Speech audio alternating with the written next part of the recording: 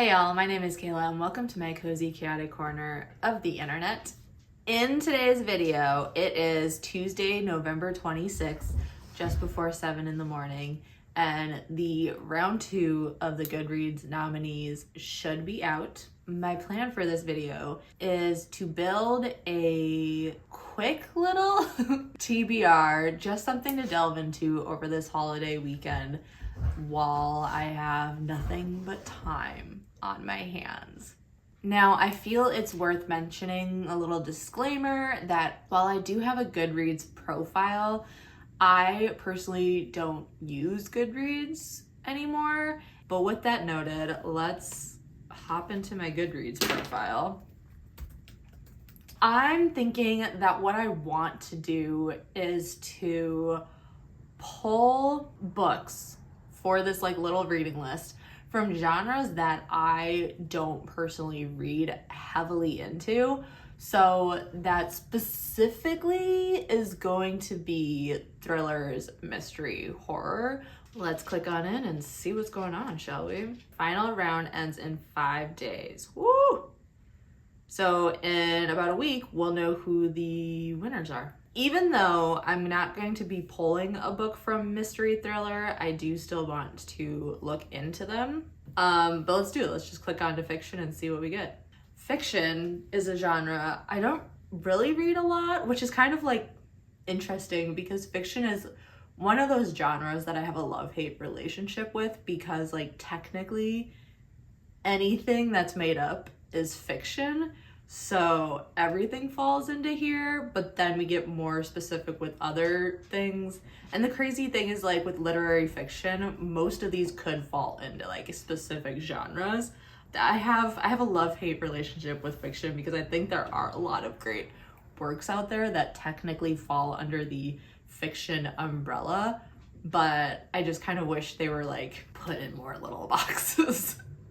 Just for my own understanding of if I'm picking up this book, what am I getting myself into? And to just say, oh, this is fiction, is great, thanks.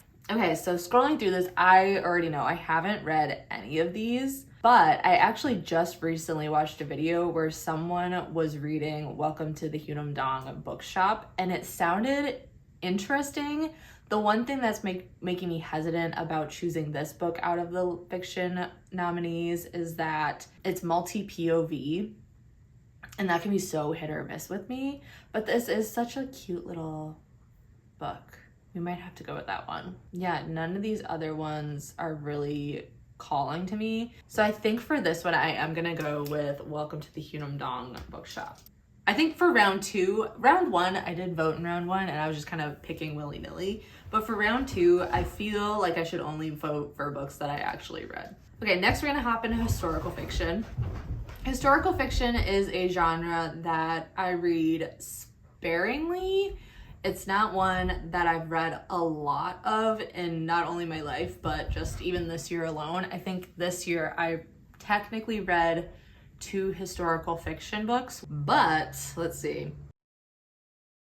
Okay, of these books, The Women is a book I am interested in reading, but that is such a chonker that it's I don't think I'm gonna add that to a long weekend TBR, if you know what I mean, because I would spend all weekend reading just that book. But with that noted, does this tell you how many pages the book is? No, it should. Okay, Goodreads, can we show how many pages a book is when you hover over these little cards? That would be great. Frozen River. Ooh, a historical mystery. So this is technically historical fiction, but with a subtone of a world I really enjoy. Okay, set in Maine. Maybe we'll do the Frozen River. So this is telling the story of the real author of Shakespeare's plays, who I'm assuming alluding to being a woman and not actually Shakespeare. That might be a good one. And if I recall correctly, Jodi Picoult doesn't really have chonkers the same way Kristen Hanna does. You know what? I'm gonna go with, wait, what was the other one I was looking at? Frozen. I'm gonna write down both the Frozen River and By Any Other Name, and whichever one I can get my hands on is what we're gonna do. Now, romance is one of those genres that I usually pick up if I just need something of a palate cleanser, personally. It's not a genre I read a lot of. It is my palate cleanser. It's like when you watch a bunch of scary movies and then you just need a palate cleanser, so you turn on like a Disney movie. That's what romance is for me. Okay, so from these books, I have read Just for the Summer by Abby Jimenez. Really like that, but after seeing other people's reviews of it, I do understand where the faults of it were, but ultimately I still really, really enjoyed that book. It's not like a 5-star read for me, but it's definitely a high 4. And then the Cinnamon Bun Bookstore. I'm actually surprised this is on the list. I think it's on the list because it's like so, not necessarily highly rated. There was so much buzz and hype around it. I personally was not as much of a fan of this one as I was with Pumpkin Spice Cafe. Well, out of these books, the only one I've actually read is Abby Jimenez. I'm gonna vote for that. Or no, I've read these two, but of these two, Abby Jimenez. King of Sloth. Oh, now that I voted, it's not showing me their cards anymore. Heard Funny Story's a good one. You know what? I'm gonna add Funny Story to the list. From what I've heard of like the synopsis of Funny Story, it sounds interesting. Next, we are heading on into romantasy. Okay, let's see. I know I can get my hands on Phantasma because that is on Kindle Unlimited. And Phantasma's been on a few reading lists of mine, so I feel like I should. But also, I have heard such polarizing reviews on Zodiac Academy. Like, the people who love it, but then the people who don't also have very valid reasons behind why they don't love the contents and context. They give very valid reasons for why they don't like Zodiac Academy. Now, I know this is saying Zodiac Academy number 9 because it's a giant series. So if I were to add this to the list, it would be for number 1. Honestly, Quicksilver. This is also on Kindle Unlimited, and I'm like interested. My interest has been piqued. Will I like it? Probably not, but my interest is piqued. Okay. I think I'm gonna go with Quicksilver or Zodiac Academy. I'm gonna write both of them.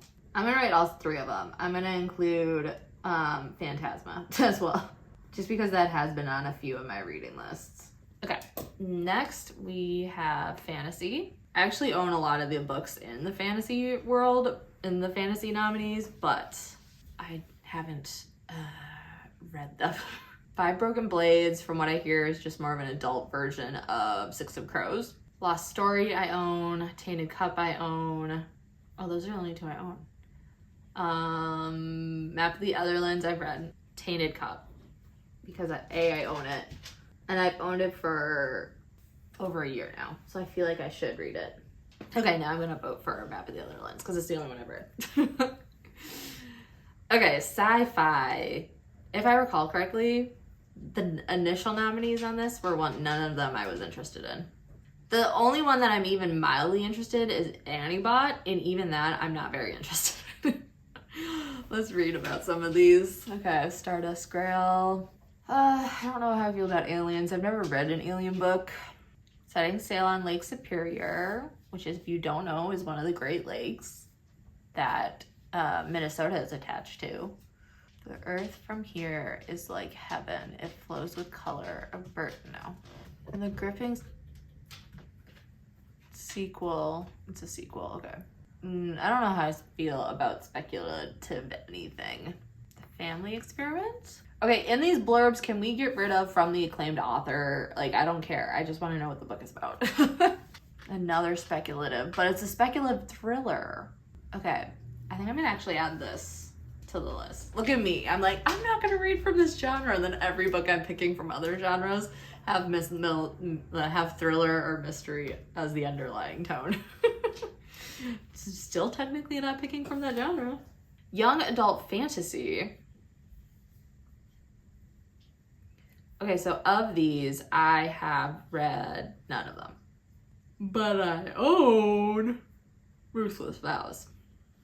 We're gonna add Ruthless Vows. Do I think I'm gonna read it? No, but we will add it.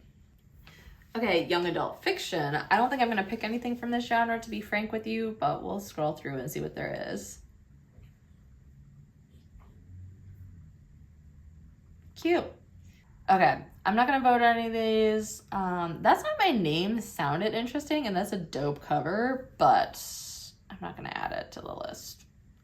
We'll just keep our eyes on it. Reader's favorite nonfiction. This is a genre I do not read at all. Interesting. I'm not interested in any of those. Okay, memoirs.